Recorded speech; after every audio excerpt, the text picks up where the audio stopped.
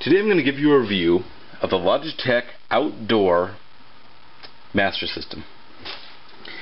So let's start off with the camera itself, and hopefully I don't make you puke here. We'll give you a little house tour as I basically hung this camera outside the wall. Here we go.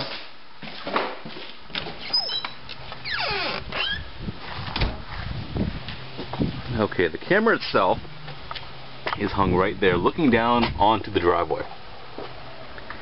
Now what makes this camera really easy to install is the fact that to connect it to your computer, this is all you have. You have a cord that powers the camera, and that's it. It just plugs directly into the outlet. Now for it to connect to the computer, you basically take the receiver. Now the receiver is the only thing you get special in the master pack or the master system.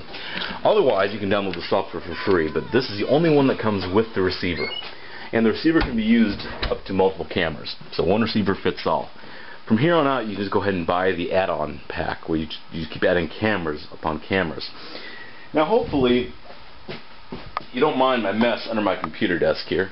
It's kind of a cluster, but the actual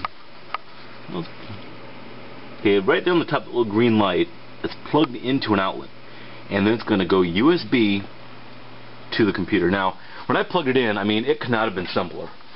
I plugged it in, and boom, instantly found the camera. And here's the shot outside of my driveway. Now we're going to go ahead and take a closer look at the software here. Let me go ahead and just minimize some of this stuff here. Okay. Let's go ahead and take a closer look at the software. Okay, so here's what the software looks like. Here's your main view of the camera you're looking at. Now up here in the corner you can do full, one camera, 4 cameras, or 1 camera, and then 5 along the side. Basically you have your options right here. You can have your camera, you can change the text color, you can choose your frames per second, your bit rate, all that kind of good stuff. Your recording, the sensitivity, and clear all zones. Now zones are the boxes around the picture where it's going to set off the motion detection. Now before it was full screen, and it was getting set off and recording every time a car drove by up on top. So I said that kind of sucks. So I drove a box right below this line. So anything that passes below that line automatically gets recorded. And I think us going outside looking at it probably set it off too, so we'll go ahead and take a look at that video here in a second. So let's go underneath alerts. You can be alerted by cell phone, email when something goes through, when your motion capture gets set off. View it online through Wildlife's website, although only one person can view it at one time, and there's about a 10 to 15 second delay from what actually happens outside to what you'll see on the website, and that kind of stinks. And then here you can add more cameras, rediscover. Mine, as far as find camera, it just found it. Didn't have to do any of that good stuff. So underneath here, we can say go to Playback. And here we can look at the previous recorded stuff. Now here's Tuesday. You have your little calendar here, Monday, Tuesday. Let's go ahead and play it for Tuesday. And there's me outside showing you the camera. I set the detection off. I must have stayed out of frame pretty good most of the time. Oh, there I am.